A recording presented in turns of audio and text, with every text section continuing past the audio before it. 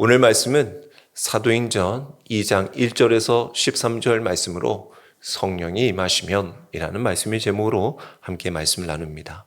오늘 이곳에 성령이 함께하여 주심을 믿습니다. 여러분들이 주의 이름으로 또 간절히 주님의 귀한 뜻을 구하며 성령님이 우리와 함께하여 주시기를 힘써 기도할 때 그 자리, 그 기도의 자리, 우리의 삶의 걸음마다 성령님의 인도하심이 있을 줄 믿습니다. 우리는 그 믿음으로 살아가야 합니다. 성령님이 우리와 함께 하실 때 우리는 새롭고 힘을 얻을 수 있습니다. 우리 힘으로는 할 수 없어요. 우리의 주님이 주시는 능력으로 그 일들을 감당하며 살아가야 하는 것입니다. 오늘 우리가 정말 기대하고 또 소망하던 또 오순절, 이 성령 강림절입니다. 교회의 역사 가운데 정말 중요한 날입니다. 왜냐하면 이 날은 성령님이 임재하신 것과 동시에 바로 주님의 몸된 교회가 시작되기 시작한 날이기 때문이죠. 그래서 우리는 이 오순절 사건을 이해함에 있어서 우리가 분명하게 또한 기억해야 할 것은 바로 예수님의 승천, 부활하신 후에 제자들과 함께 계시다가 하늘로 올라가신 주님을 우리가 기억해야 합니다. 예수님께서는 사도행전 1장 9절에 그들이 보는 데서 올려졌다, 올라가셨다라고 말씀하고 있습니다. 또 누가복음 24장 51절에도 보면 제자들을 축복하시고 모여있는 무리들에게 축복하실 때 그들을 떠나 하늘로 올려주시니라고 말씀하고 있어요. 승천하신 예수님은 하나님 우편에 앉으셔서 만물을 통치하시는 왕이 되어주시고 또한 하늘 성소에 들어가셔서 우리를 위해 중보해 주시는 대제사장이 되어주셨습니다. 뿐만 아니라 우리를 위해 간구해 주시는 중보자가 되어주셨죠. 언제나 우리들의 삶에 그와 같은 놀라운 은혜를 허락해 주시고 또 우리가 장차 들어가야 할 예배의 거처를 우리를 위하여 예비해 놓고 계신다라는 거죠. 그런데 무엇보다도 중요한 것은 예수님은 성령을 보내시기 위하여 가셨다라는 것입니다.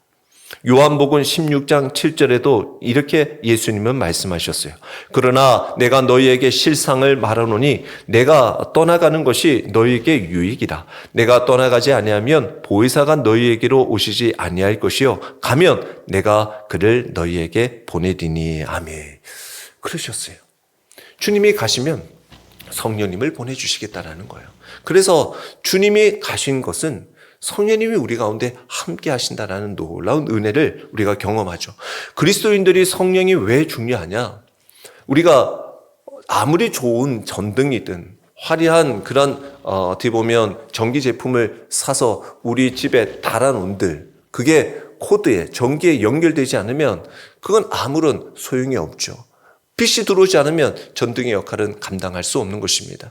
우리가 예수 그리스도를 믿고 믿음의 삶을 살아가는 우리들에게도 성령 충만한 성령님이 함께 하셔 주시지 않으면 우리는 능력도 없고 그리스도인의 삶을 살아갈 수가 없는 것입니다. 그래서 오늘도 우리 가운데 성령님이 함께 해주시는 것은 너무나 중요하고 또한 사모해야 할 일입니다. 예수님의 사역은 이렇습니다. 바로 말씀이 성육신, 즉 이 땅에 오셨어요.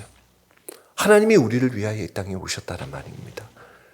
우리의 삶의 모습 속에 이 현장, 그러니까 아무것도 기대할 수 없는 사랑이 메말라 있고 악하고 교만하고 이기적인 이 시대, 우리도 정말 이 시대가 싫다고 하는 이 시대에 하나님은 친히 우리 인간의 몸으로 오셔서 우리 인간의 삶이 어떠해야 하는지 본된 삶을 보여주셨어요.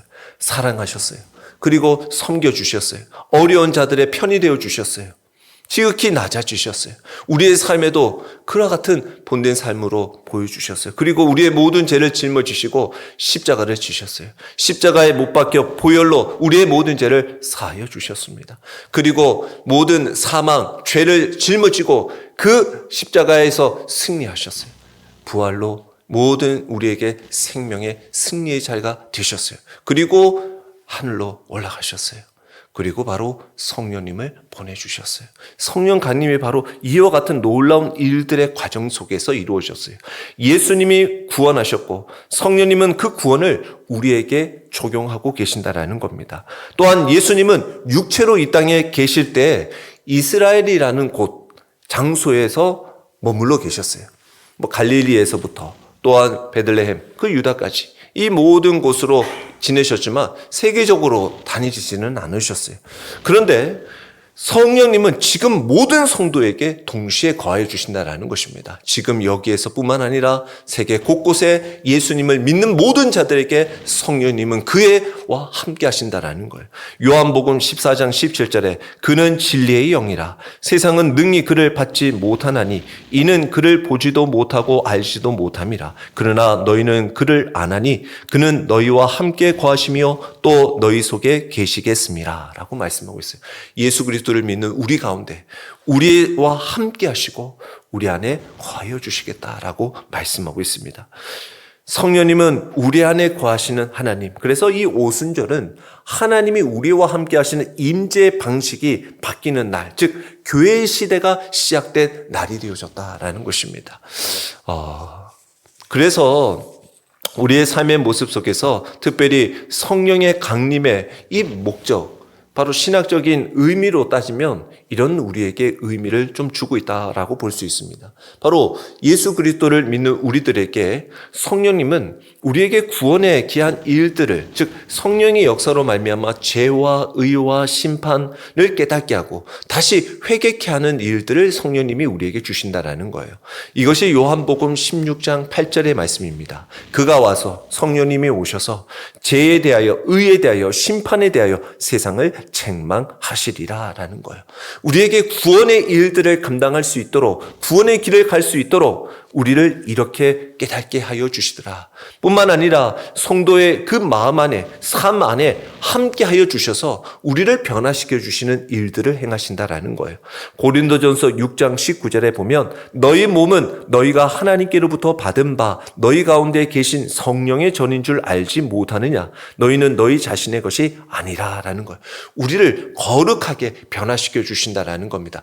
여러분들이 성령님이 함께 하여 주시면 거짓과 죄된 악한 일들을 행할 수가 없는 거예요. 성화로움, 중생의 삶을 살아갈 수 있는 것입니다. 성결한 삶을 살아낼 수 있는 거예요. 바로 성령의 사람이 되는 거예요.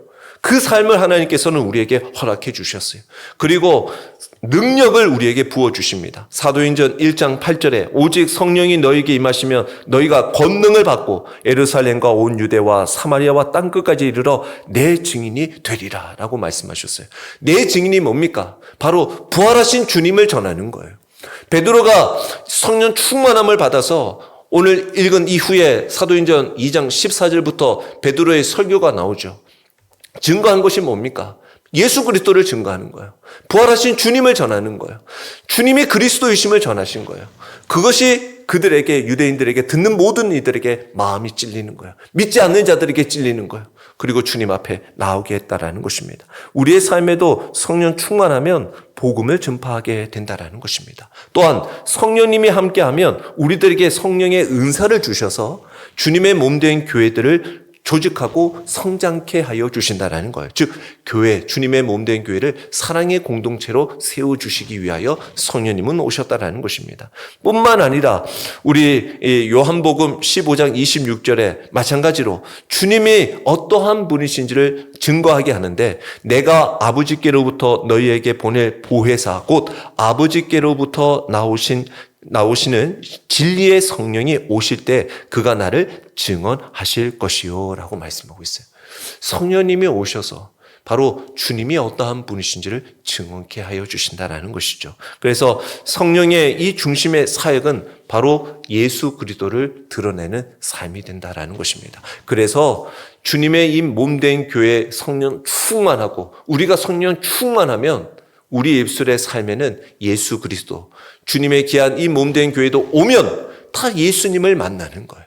예수 그리스도를 믿고 주님 앞에 하나님의 귀한 백성으로 살아갈 수 있도록 성령님은 우리 가운데 함께하여 주신다는 겁니다. 그래서 이러한 것을 우리가 기억하고 오늘 이 성령이 함께하여 주시고 임재하였을 때 우리의 삶은 과연 무엇이 일어나는가? 성령님이 함께 하시고 임재하시면 우리의 삶은 어떻게 또한 새롭게 변하게 되는가? 오늘 말씀을 통해서 세 가지 변화를 살펴보기를 원합니다. 먼저 성령이 임하시면 하나님의 약속이 우리의 삶의 현실로 되어진다라는 것입니다. 오늘 1절 말씀입니다. 오순절 날이 이미 이름에 그들이 다 같이 한 곳에 모였더니 라고 말씀하고 있어요. 오순절, 헬라어로 펜테코스테, 즉 50번째 되는 날입니다. 6월절 이후에 50일째 되는 날인데 이 날은 원래 곡식의 첫 열매를 드리는 매추절입니다. 그러니까 처음 보리를 거두는 날로 시작하여서 77일 49가 지난 다음 날 밀을 거두는 날, 첫 밀의 소시를 드리는 날. 그래서 매추절 를 의미합니다. 그러나 하나님은 이 절기를 통해서 더 큰 일을 이루기를 원하십니다. 그리고 처음 오순절이라고 유대인들이 이제 섬기고 절기를 지켜나갔던 것은 의미는 바로 하나님의 말씀, 율법, 그 율법을 받은 것을 기념하기 위하여 오순절을 섬겼어요. 왜냐하면 그들이 처음 유월절을 보내고 난 뒤에 시내산에서 하나님의 율법을 받게 되어주죠. 대략 그 기간의 시간을 오순절로 여겨졌어요. 그리고 그들에게 오순절을 통해서 하나님의 말씀을 붙들었다라는 겁니다. 근데 이 말씀을 통해서 당시 유대인들은 오순절 날에 무엇을 읽냐면 룻기를 읽습니다. 오순절 날이 되면 룻기서를 읽게 되어지는데 우리가 생각하기에는 오순절과 룻기가 무슨 상관이 있나 이렇게 생각할 수 있어요.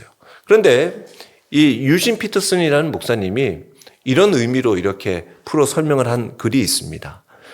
오순절에 룻기를 낭독하는 행위는 이 지상에서 하나님의 백성으로 산다라는 것이 무엇을 의미하는지에 관하여 엄청난 깨달음을 준다. 그것은 토라, 율법이 시내산의 구름과 번개 속에 머물러 있지 않고 베들레헴의 보리밭과 평범한 사람들의 일상 속에 걸어 들어왔음을 보여주는 사건이다라는 것입니다. 다시 말해서 우리의 삶의 모습 속에 성령 충만함, 또 여기서의 오순절 하나님의 말씀은 그냥 먼 속에 있는 여기에 문자 속에서만 있는 우리의 이념 속에서만 있는 것이 아니라 실제 삶의 모습 속에 우리의 삶의 터전에 여러분들이 만나는 사람 앞에 하나님의 말씀이 이루어지는 말씀의 삶이 되어지는 성령 충만한 삶이 삶으로 이루어져 나가는 삶으로 우리에게 찾아오신다라는 거예요. 그래서 룻기가 뭡니까? 화려함이 없습니다. 그냥 룻기는 어려운 속에서도 그 이방 한 여인의 그 믿음의 고백과 그 잔잔한 그 베들레헴 어느 한 텃밭에 그 밭에서 이삭을 줍는 삶이었어요. 그런 평범한 일상 속에서도 하나님은 하나님의 놀라운 구원의 역사들, 성령의 역사들을 이루어가고 있다는 것을 말씀하고 있는 거예요. 오늘 여러분들의 삶에도 그래요. 한 주 동안 어떠셨습니까? 무슨 특별한 일이 있으셨습니까? 나는 특별히 무슨 홍해가 갈라지는 일, 무슨 여리고성이 무너지는 일, 이런 특별한 경험들, 기적을 경험하지 못했어요. 그렇지만 그런 잔잔한 그 하루하루를 지내는 일상 속에서도 하나님은 여러분들을 이 예배의 자리로 인도해 주시고 구원의 귀한 기쁨을 날마다 회복시켜 주시고 또한 하나님이 나와 함께 하심을 때마다 경험케 하여 주셨을 줄 믿습니다. 그것이 바로 우리에게 주시는 성령의 은혜입니다. 뿐만 아니라 여러분들이 입술을 통하여 하나님의 살아계심과 주의 복음이 증거되게 하신다라는 것입니다. 이런 일들이 바로 성령님이 우리와 함께 하실 때 가능하다라는 것이죠. 구약에서 곡식의 처음 열매를 드렸다고 한다면 그것이 매추절이었다고 한다면 신약에서는 영혼의 첫 열매를 드리는 날이 또한 이 성령 간임절이기도 합니다. 예수님은 이미 약속하셨죠. 사도행전 1장 4절에 아버지께서 약속하신 것을 기다리라라고 말씀하셨어요. 뿐만 아니라 사도행전 1장 8절에 오직 성령이 너에게 임하면 권능을 받을 것이다 라고 말씀하셨어요. 그리고 제자들은 그 약속을 붙들고 예루살렘을 떠나지 않고 기도에 힘쓰며 기다렸단 말이죠. 기도했다라는 것입니다. 그럴 때 그 결과 하나님의 약속은 정확한 때에 성취되어지는 것을 보게 되어집니다. 그때가 언제냐? 바로 오순절 날이 이미 이를 때 하나님께서 말씀하고 있는 거예요. 그래서 오늘 여기에서는 성령이 임했다라는 것은 뭐 그냥 막연하게 어느 날, 어떤 때, 날씨가 뭐 좋을 때, 이럴 때가 아니라 오순절 날이 이름에라는 분명한 날을 제시해주고 있다는 것입니다. 분명하게 임했다라는 거예요. 그 날에 정확하게. 그리고 어디에? 다 같이 한 곳에 모여 있는 그때 2절에 보니까 호련히 하늘로부터 급하고 강한 바람 같은 소리가 있어 그들이 앉은 온 집에 가득하며 라는 거예요. 온 집인데 여기서 온 집이 어딜까 찾아봐도 따로 나오는 근거는 없어요. 다만 그들이 모여 있었던 곳이 어디입니까? 그들은 항상 모여서 기도했던 곳이 바로 마가의 집이었다는 거예요. 마가의 어머니 집이었다는 거예요. 마가의 이 다락방이었다는 거예요. 같이 힘썼던 기도의 자리, 바로 이 자리, 기도의 자리, 하나님을 찾는 자리, 그 자리에 하나님을 함께 하셨다는 거예요. 그리고 이 오순절이 임했던 날은 또 지금으로 말하면 주일이에요. 일요일입니다. 예수님이 부활하신 날도 주일이었고 여기 오순절 성령님이 임했을 때도 이 주일이었어요. 그래서 이 주일에 그들은 예수님을 생각하고 예수님 앞에 온전히 모여 예배하고 있었을 것이라는 거죠. 그때 성령님이 함께 하셨다라는 것이죠. 바로 오늘 또 이곳에 우리가 하나님 앞에 예배하는 이곳에 성령님이 함께하여 주실 줄 믿습니다. 여러분들이 하나님을 찾고 하나님을 구하며 하나님의 말씀을 붙들고 기도하는 그 자리에 성령님이 함께 하신다라는 것입니다. 그래서 바람이 불었다라는 거예요. 이 급하고 강한 바람이 불었다라는 거예요. 이것은 생기와 숨과 생명을 의미하는 거예요. 뿐만 아니라 불의 혀처럼 갈라지는 것처럼 보였다는 거죠. 여러분들이 불꽃을 가만히 보면 불이 이렇게 막 불빛이 막 이렇게 소위 말하면 혀를 내미는 것처럼 이 모습이 보였다라는 거죠. 그래서 이 불은 어떻습니까? 성경에서 하나님의 임재와 정결을 말하는 거예요. 사람은 불같이 열정을 발휘하면 사람을 태워버릴 수 있어요. 내가 타버리고 옆에 있는 사람도 같이 타버릴 수가 있어요. 근데 하나님의 불은 우리 사람을 태우는 것이 아니라 죄와 악한 것을 태우는 거예요. 정결케 하시는 거예요. 그리고 그것은 다 타버려 없어지지 않습니다. 떨기나무에 붙은 하나님의 그 불은 떨기나무를 태워버리지 않습니다. 우리의 삶에도 성령의 불이 함께하면 우리가 타버리지 않습니다. 우리는 소멸하지 않습니다. 다만 우리의 죄와 우리의 모든 악한 것들을 하나님은 다 태워버리시는 거예요. 정결케 하여 주신다라는 것이죠. 그래서 하나님께서 함께하여 주시는 것은 이스라엘 백성들이 출애굽할 때 불기둥으로 또 시내산에도 불 가운데 임하셨던 하나님. 그래서 이스라엘 백성들은 불이 임할 때 하나님이 함께하여 주신다라는 것을 그들은 믿었습니다. 그리고 4절에 그들이 다 성령의 충만함을 받았다라는 것. 여기서도 충만함. 온 집에 이 바람과 같은 소리가 가득했고 또 성령의 충만함을 받았는데 각 사람 위에 임하였다라는 거예요. 그래서 성령 충만함은 이 공간 안에서 뭔가 성령의 충만함을 느꼈다라는 것도 있겠지만 여러분들 각자의 삶에 여러분들의 안에 성령님이 함께 해주셨다는 거예요. 내주해 주셨다는 거예요. 여러분들이 성령 충만함을 경험했다라는 거예요. 그래서 우리의 삶의 모습 속에서 이 성령 충만함을 믿고 살아가야 하는데 우리는 그런 삶을 때로는 내가 살고 있나? 의심이 들 때가 있단 말이죠. 왜 그러냐? 우리의 삶에 종종 하나님의 약속, 말씀, 그래 알겠다라는 거죠. 하나님의 말씀이 이렇게 이루어진다라는 것은 알겠는데 우리의 삶의 현실은 그렇지 않을 때가 있다라는 것이죠. 우리의 삶은 전혀 그렇지 않고 전혀 말씀과는 다른 상태에 있는 것 같이 머물러 있을 때가 있다라는 겁니다. 기도하는데도 응답이 없어. 능력이 없어. 말씀을 알고 믿고 따르는데도 변화는 없어. 믿는다 하지만 여전히 내 마음에 두려움과 염려, 의심이 다가온단 말이죠. 왜 그러냐라는 거예요. 성령님을 그냥 아는 수준에만 있으니까.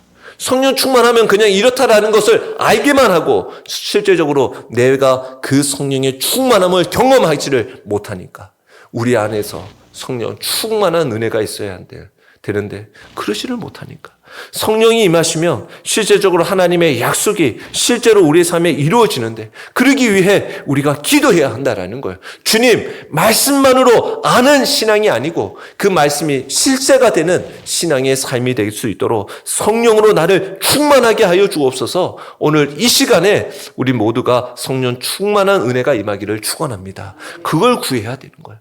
여러분들이 오늘 이 시간에 예배 가운데서도 여러분들이 간절히 구해야 할 것이 바로 이것이다라는 것입니다. 두 번째, 성령이 임하면 삶의 증거가 되고 능력이 나타나고 우리의 입술의 고백이 달라진다라는 겁니다.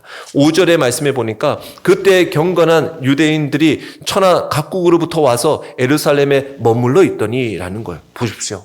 성령의 충만함을 임하여서 하나님의 놀라운 때가 오순절 때였어요. 그때는 누굽니까? 명절날이었어요. 많은 유대인들이, 각국에 흩어져 있는 유대인들이 모여드는 거예요. 그리고 이때가 누굽니까? 디아스포라. 바로 그 이스라엘 백성들이 바벨론 포로로 포르기 때 잡혀가서 아수르에서 북이스라엘이 남유다가 바벨론에서 파괴되고, 그래서 70년의 그 포로 생활 뒤에 돌아오라 해서 남은 자들이 돌아왔지만 남은 자들이 제외한 나머지들은 다 자기가 살고 싶은데 흩어져 살아갔던 자들이, 돌아오지 않은 자들.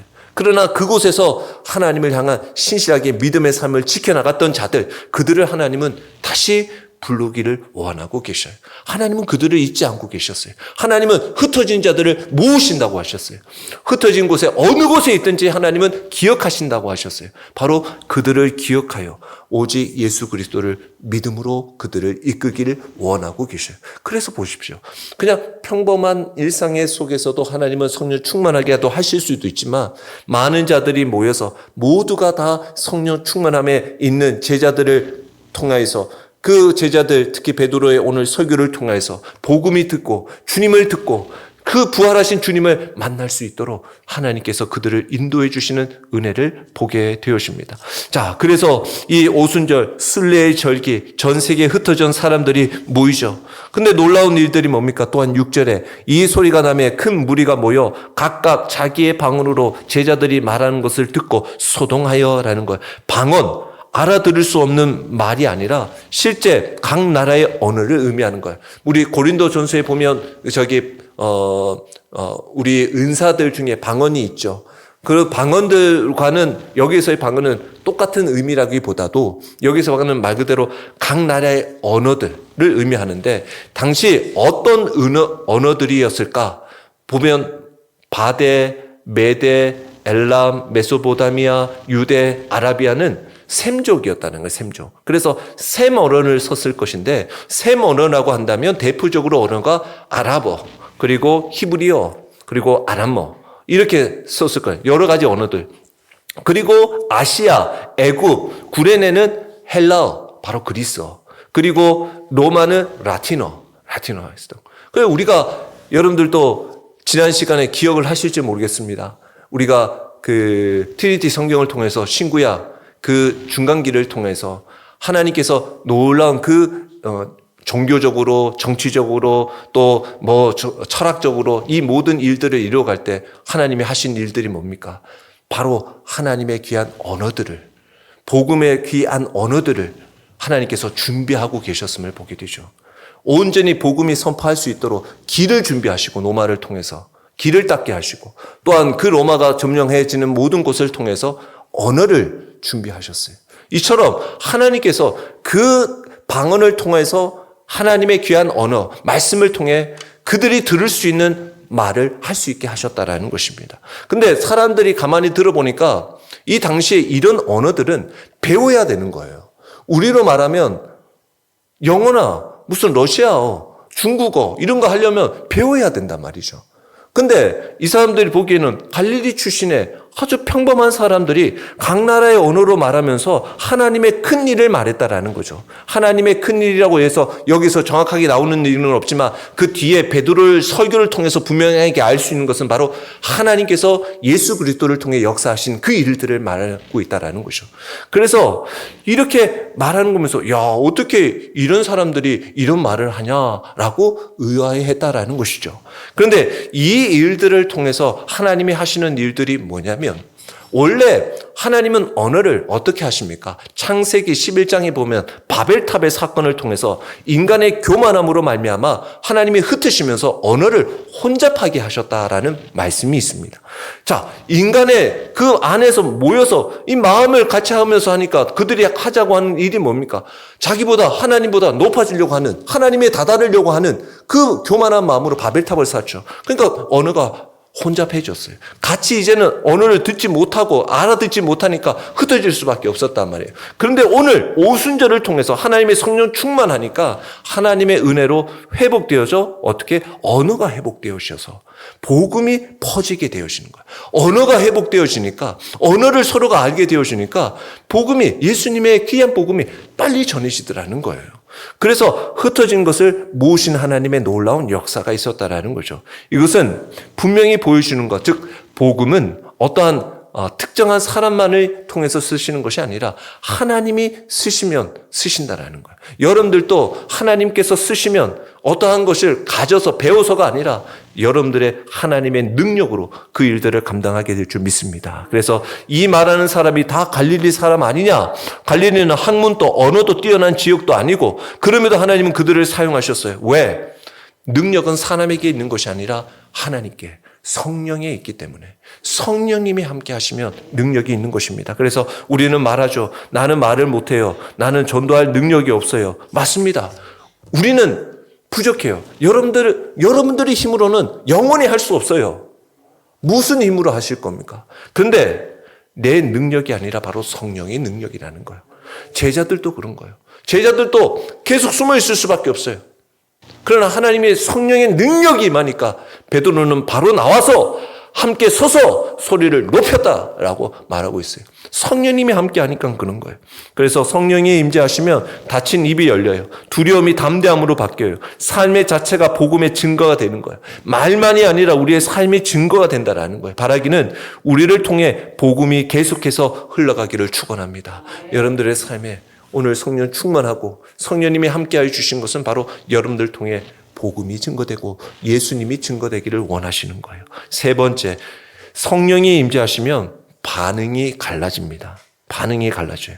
오늘 본문의 12절에 보니까 다 놀라며 당황하여 서로 이르되 이 어찌 된 일이냐 하며 13절에 또 어떤 이들은 조롱하여 이르되 그들이 세술에 취하였다 하더라 라는 거예요.